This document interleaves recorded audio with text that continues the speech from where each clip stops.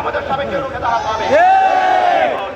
সামনে বক্তব্য রাখবেন বাংলাদেশ সচিবালয় কর্মকর্তা কর্মচারী ঐক্য ফোরামের জনাব নুরুল জামালকে সংক্ষিপ্ত বক্তব্য রাখার জন্য অনুরোধ করছি।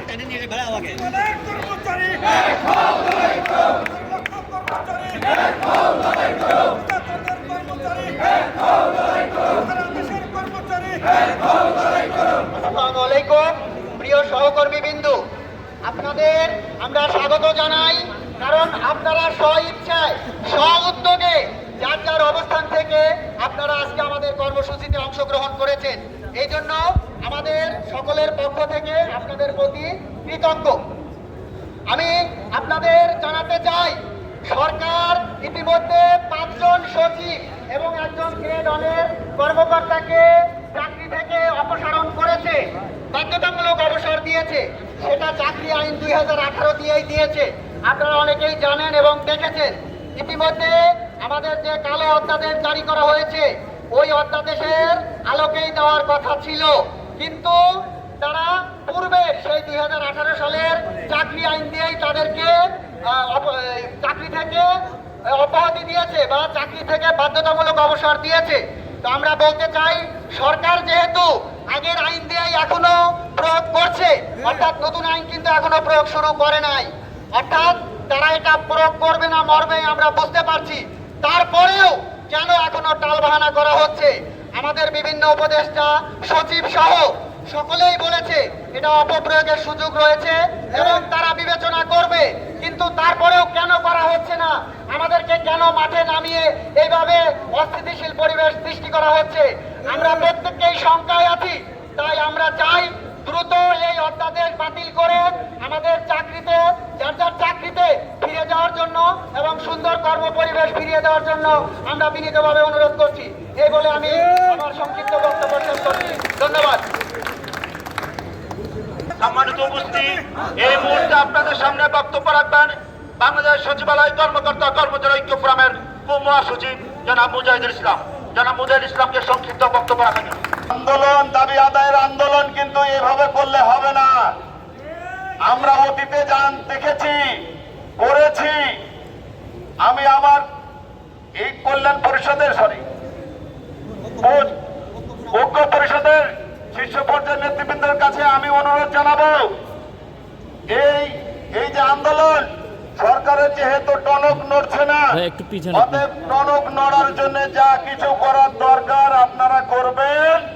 এটা আমরা ইনশাল্লাহ আপনাদের সাথে 100% শরীক হব।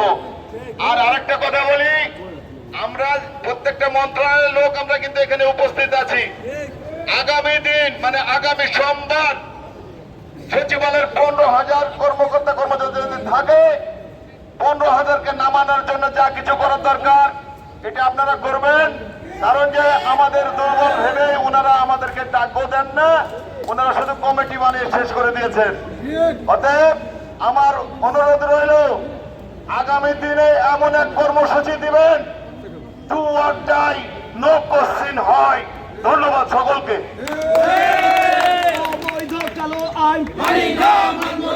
অবৈধ গেজেট এই মুহূর্তে আপনাদের সামনে বক্তব্য রাখবেন সরকারের নেতা জনাব মোহাম্মদ নজরুল ইসলাম।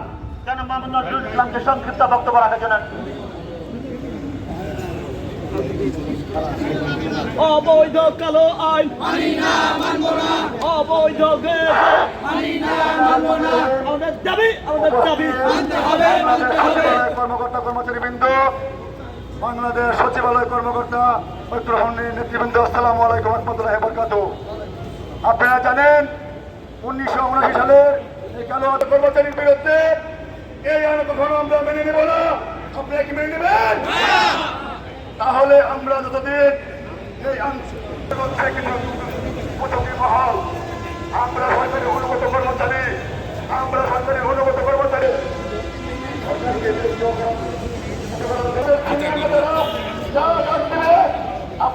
উপস্থিত হবেন আশা করছি।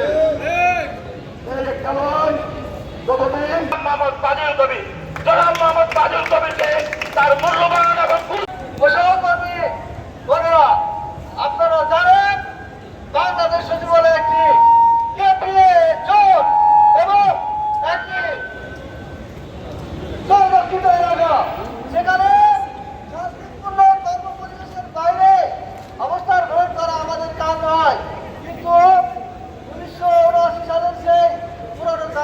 মানচিত্রিত অবৈধ বর্ধিত কালো আইন আজকে আমাদের উপর চাপিয়ে দেওয়া হয়েছে, যার কারণে সারা সচিবালয় সহ বাংলাদেশের স্বশাসিত এবং সরকারি দপ্তর সমূহে কর্মরত 18 লক্ষ কর্মচারী আজকে ফুঁসে উঠেছে এই কালো আইনের বিরুদ্ধে।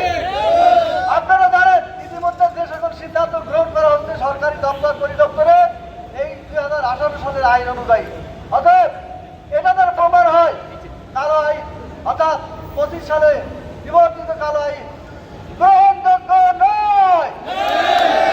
আমি সরকার যে বিষয়টা মেনে নিয়েছে, আমাদের দাবির যৌক্তিকতা স্বীকার করে নিয়েছে, অবৈধ পঁচিশ কালো আইনের অপপ্রয়োগের সুযোগের কথা স্বীকার করেছে। অতএব আর সময়কে বা টাইম কিল না করে দ্রুত সরকারের পক্ষ থেকে একটি প্রস্তাব বা বাতিলের ঘোষণা করা হবে। আর আমাদের কর্মসূচি আমাদের কো-চেয়ারম্যান বজলুল ইসলাম ঘোষণা করবে, উনি যে দিক নির্দেশনা দেবে আমরা আগামীতে সে অনুযায়ী দায়িত্ব পালন করবো।